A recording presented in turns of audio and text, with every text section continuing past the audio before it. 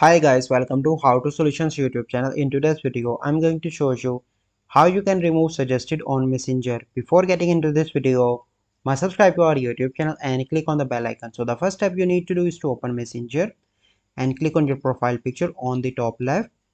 And here you need to scroll down and here you can see the option of phone contacts. Click on that. And first step you need to turn off the phone contacts. Okay. So here you can see that my contacts are now removing.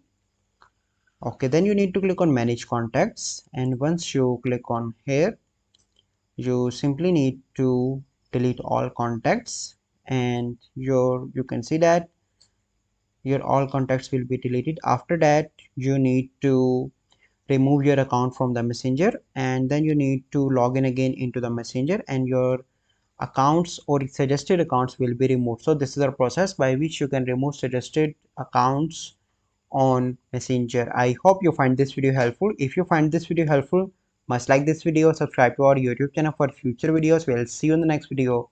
Thank you. Have a good day.